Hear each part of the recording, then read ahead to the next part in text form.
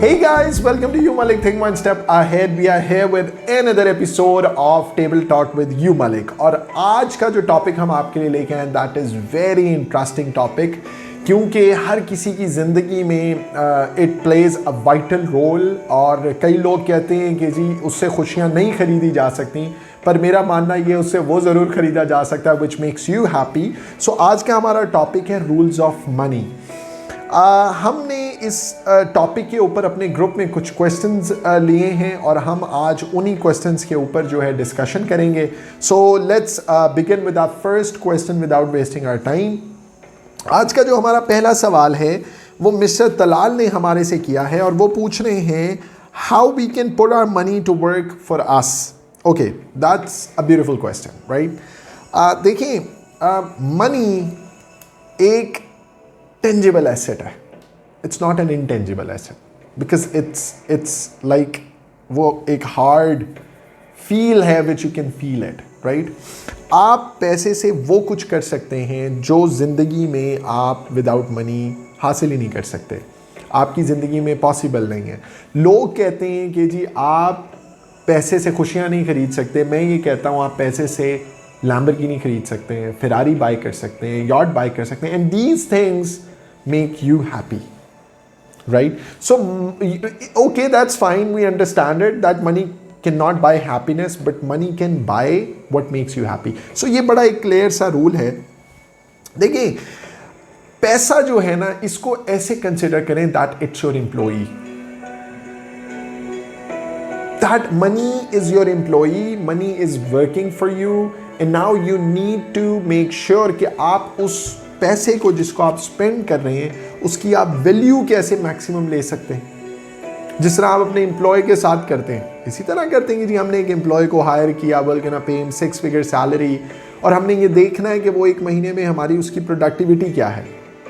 जो प्रोडक्टिविटी है उस हिसाब से हमने उसको लेके चलना है आगे, उस हिसाब से हमने उसको मैयर करना है, उसकी KPIs करें। तो इसी तरह पैसे की भी मैयरेबिलिटी है कि आपने पैसे से कैसे बेनिफिट उठाना।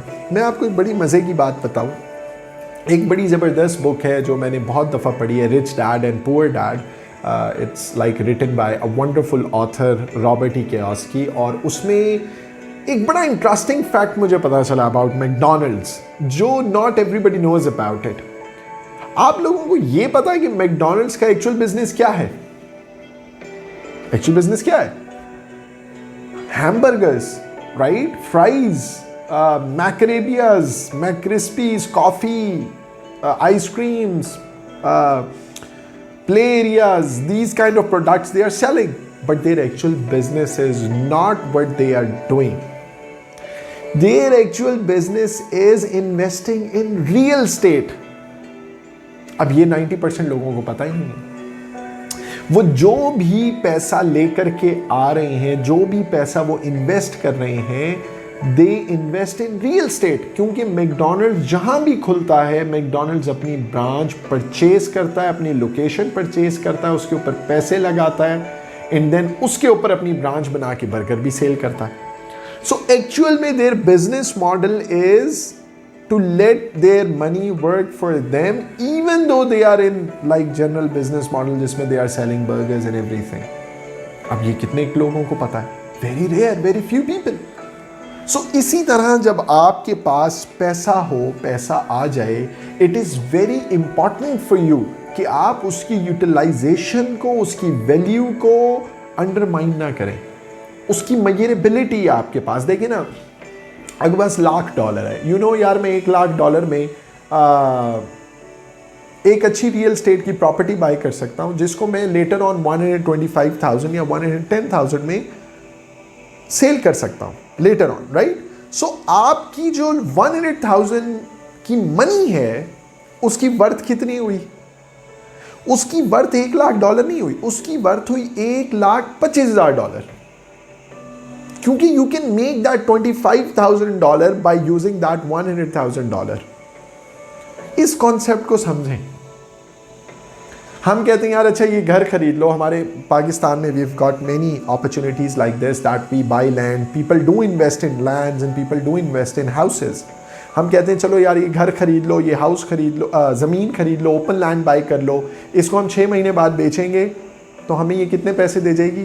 25 लाख, 20 लाख, 15 लाख, 10 लाख, राइट? तो जो आप उस प्रॉपर्टी को बाई करने के लिए इन्वेस्ट कर रहे हैं, आपके पैसे की जो वर्थ है वो नहीं है। आपके पैसे की वर्थ, अगर आपने $2 लाख में प्रॉपर्टी 2 करोड़ में खरीदी, तो जो 6 महीने में आप 25 लाख उस 2 करोड़ के अगेंस्ट कमा सकते हैं, वो आपके 2 करोड़ की वर्थ है। So that's how you can make your money to work for you. पैसे को ऐसी जगह स्पेंड करें जहां से आपकी मल्टीपल इनकम स्ट्रीम्स हो। ये नहीं है कि आप एक जगह पैसे को लगा के और देन यू से ओके यार, आपने 100% में से जनाब 80% आपने अपनी जो है वो रोज़मर्रा की ज़िंदगियों की कंफर्टेबिलिटी और उन चीज़ों में स्पेंड कर दिए, एंड रेस्ट जो है वो आप उसको कहीं इन्वेस्ट ही नहीं कर रहे। आप बैठ गए, गाड़ियाँ ख़रीद ली, घर बना लिया, अब आपके बिज़नेस में आपके पास फर्दर आगे जाने के लिए इन्वेस्टमेंट नहीं है। तो पैसे को काम पे लगाएं। ये सबसे सिंसियर एम्प्लॉई है, ठीक है? पैसा, money is the best of employee and the worst of bosses. Worst of bosses. अब ये भी रॉबर्ट टी कियोसाकी, इसको अपनी book rich dad and poor dad में बड़ा डिटेल उन्होंने एक्सप्लेन किया कि पैसा जो है वो एक एम्प्लॉई बहुत अच्छा है लेकिन बॉस बहुत बुरा है। अब इसको ऐसे उसकी उन्होंने एक्सप्लेन किया है कि employee is in your hand, आप जो मर्जी काम ले लें, जैसे मर्जी ले लें, बॉस के ऊपर आपका जोर ही नहीं चलता। तो पैसा जब तक बॉस है, जब तक आप पैसे के पीछे भाग रहे हैं, जब तक पैसा आपके पास नहीं है।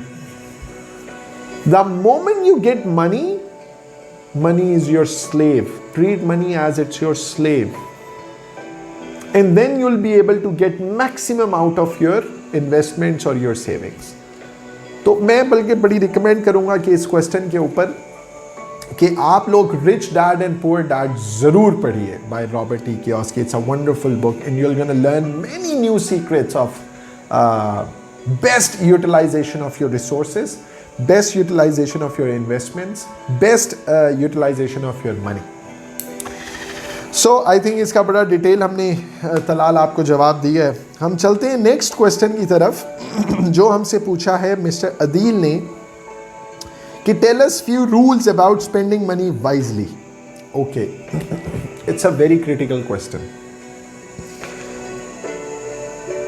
पैसे को वाइजली स्पेंड करने के लिए ना आपकी पर्सनालिटी में ठहराव होना चाहिए।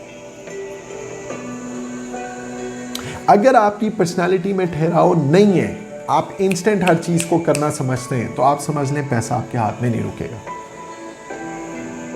तो आपको बहुत ज़्यादा ख्याल करना होगा कि आप इस मामले में, ये नहीं है कि आपने एक अच्छा प्रॉफिट अटेन किया and you go to the showroom and started buying vehicles, you went to the Rolex store and you start buying Rolex.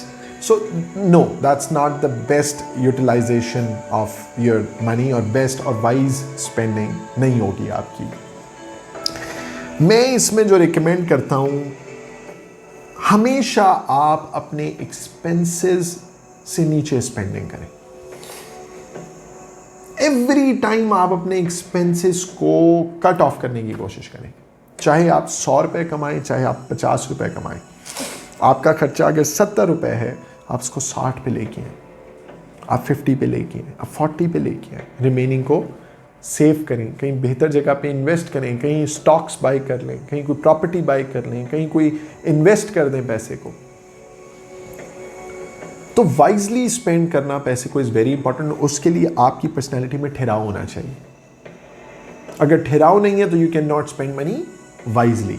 So that's very very very important. So I think हम इसकी अब तीसरे question की तरफ चलते हैं। इसका सवाल अगर आपको समझ आ जाए कि आपकी पर्सनालिटी में ठहराव होना चाहिए, तो I think it has a very detail answer. Third question है जी मिस आयशा की तरफ से, what's the ideal ratio of earning and spending. देखिए, मैं फिर उसी बुक का रेफरेंस दूंगा यहाँ, rich dad and poor dad का। उसमें उन्होंने ये रॉबर्ट ई कियोस्की लिखते हैं क्योंकि उनके दो वालिद थे, एक वो थे जो उसके एक्चुअल फादर थे, who was poor, who was doing a job, who was daily wages के ऊपर ही वाज लिविंग।